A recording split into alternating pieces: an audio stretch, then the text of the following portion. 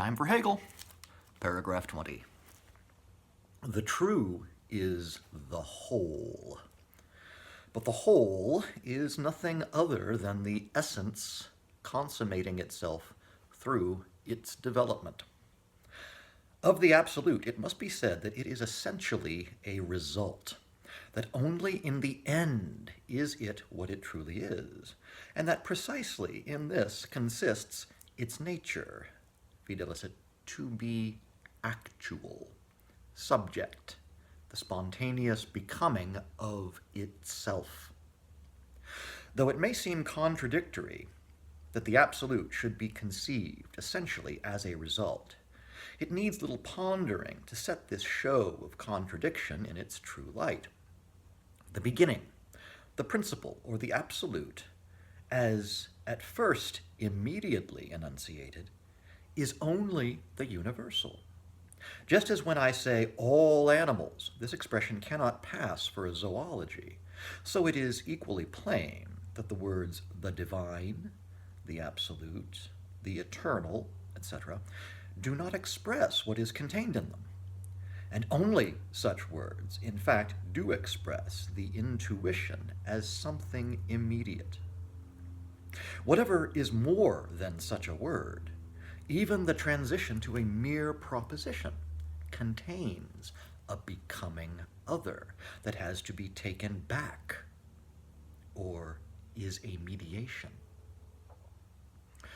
But it is just this that is rejected with horror, as if absolute cognition were being surrendered when more is made of mediation than in simply saying that it is nothing absolute and is completely absent in the absolute. Okay, the true is the whole.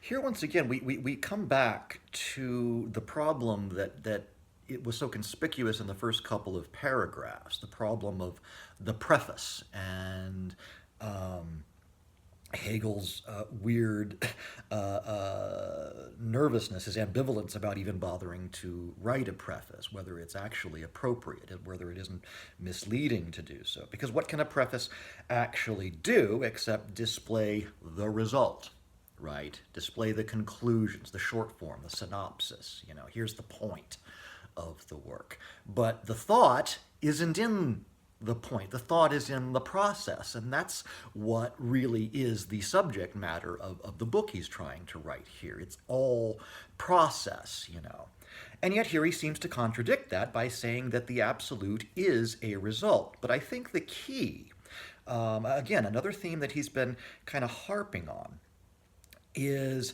to remember that we're not there yet. That result only comes into view at the end of the process. And the thing that he keeps criticizing other schools of philosophy for is their failure to take the temperature of the age, or their failure to apprehend what age they're actually in. There is a tendency, a kind of a premature apocalypticism, you might say, that Hegel keeps zeroing in on. He's very annoyed by it because, from his perspective, we're a hell of a lot closer to the beginning than we are to the end. And we're jumping the gun by imagining that we really have the result. So Hegel's saying, yes, there is an absolute. Yes, it absolutely exists, but we're not there yet. And we've got a lot more work to do before we can say anything meaningful about an absolute. It remains nothing but a completely empty abstraction from our point of view. Where we're at is a lot closer to just giving names to things, really. He seems to sort of be talking here in terms of the history of language, and he imagines that its most primitive phase is one of just naming. The beginning, the principle, or the absolute, is at first immediately enunciated, is only the universal. So the form that the absolute presents itself to us is nothing but a name, just a word, our ability to identify some kind of a thing. Just as when I say all animals, this expression cannot pass for a zoology, right? So he's saying that, that we possess the absolute in exactly the same way that we possess all animals. When I say all animals, there's something there. There's a concept, right? There's something different between all animals and just the random experience, the empirical accumulation of the knowledge of particular animals. Something is achieved when we're actually able to to formulate a concept of all animals, animals as a totality, animals as a discrete class of beings. But it's only the beginning because in positing that nomenclature, we still haven't really managed to fill it up with any sort of conceptual content. It remains a very empty abstraction that's going to demand lots and lots of study and thought to turn it into a science, to turn it into something that can pass for a zoology.